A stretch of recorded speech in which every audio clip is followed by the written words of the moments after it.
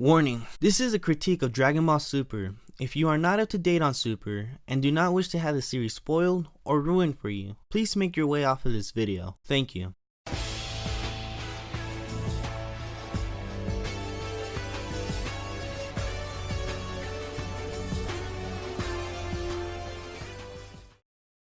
When it was announced last year in late spring of 2015 that we were going to be getting a new Dragon Ball series in early summer that would serve as a follow-up to Dragon Ball Z, thus replacing Dragon Ball GT in the form of Dragon Ball Super, fans lost their minds. Finally, we are getting a new Dragon Ball series after almost 20 years, and to some, this meant that it would bury GT because this series will follow a Toriyama manuscript, which means more Toriyama involvement. Nothing could possibly go wrong, right? But we soon find out that the first two arcs are poorly written retellings of the two movies that had just been released in the last few years, and the animation is poorly handled due to nearly impossible time schedules, but we continue to watch because why? Because new content is coming. And then we get the new content in the form of a rushed and poorly written tournament arc that had no real tension, and a filler arc that had people over it within the first 3 episodes. And just when we think that Super can't possibly come out with any form of real storytelling, we get the announcement that Future Trunks is returning, and there's this mysterious Goku Black that is terrorizing the future. Now we had to keep watching, and we had to know who this mysterious Goku Black is because Goku's supposed to be dead in the future.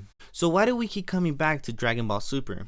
There may be many different reasons that we keep coming back, but I think that the biggest and foremost reason that many of us have not yet dropped the show is nostalgia. Toei is aware that Super is doing well because a lot of their viewers are pre-established fans due to the massive success of Battle of Gods and Resurrection F. So how do you produce something that is going to get people rattled up and excited about the show? Fan service.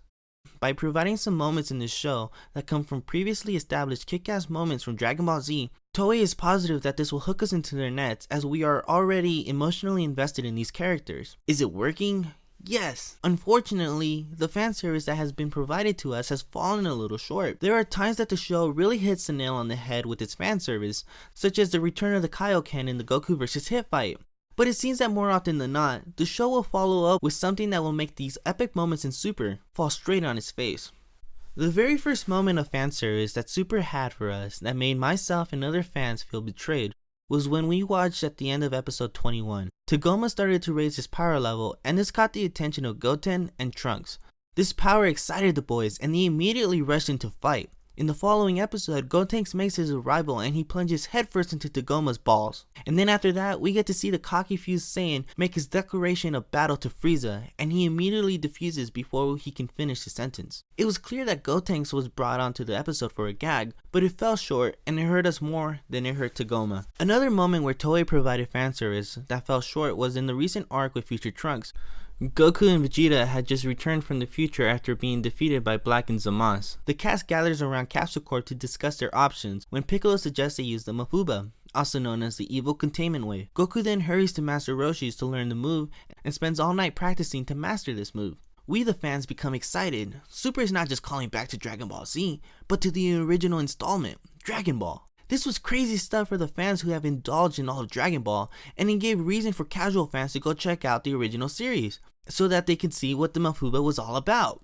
In the mess that was episode 64, we got to see the Mafuba, but it wasn't Goku who performed the move, it was Trunks. Trunks learned the move after watching a video of Piccolo explaining how to do the move, which the move failed because Goku forgot to seal. There was no context for this. Goku was the one who was practicing and learning how to use the Mafuba.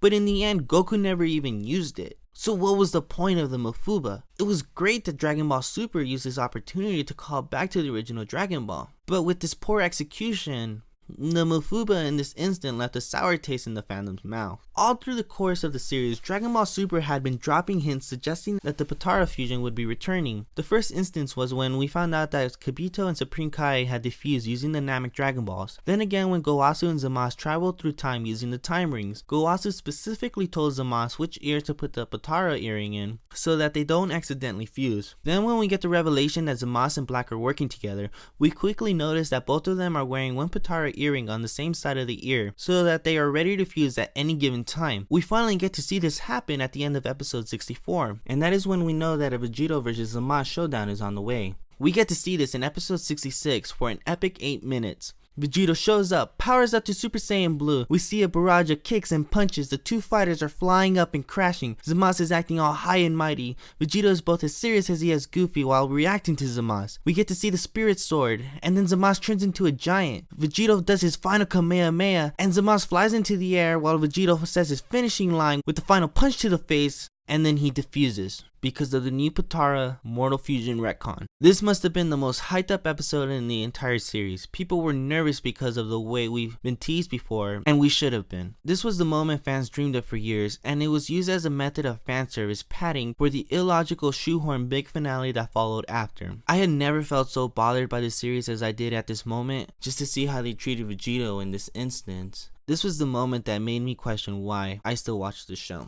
Now don't get me wrong, I love Dragon Ball, and I've enjoyed watching the series even through all of its low points. No series is perfect, and they weren't all bad moments. The slice of life episodes give the show real depth and personality. We get to see that these characters have lives outside of all the fights and transformations. Krillin became a cop to provide for his family. Gohan moved in with Videl as they try to raise Pan. Vegeta is going on expensive family vacations, while Goku and Chi-Chi, who don't have money like Vegeta and Bulma, are growing crops as their means to make money. There's a lot to love in the series outside of the awkward, often unexplained story elements that will make me continue to watch. Especially with the future Trunks arc wrapped up, there's some slice of life filler coming in that I just can't wait to watch. It's just these sour moments in Super where things are thrown in to make us ravaged in excitement for nostalgia, but their execution is terrible, and I have to wonder why I still watch Dragon Ball Super. So what do you guys think? Did I get it completely wrong? Am I a Dragon Ball hater? Do I have no right to be critical of this series and Dragon Ball Super is a masterpiece? Or did I make some valid points? If you're still listening, thank you for making it to the end of the video. I want to talk Dragon Ball with anyone who cares to engage.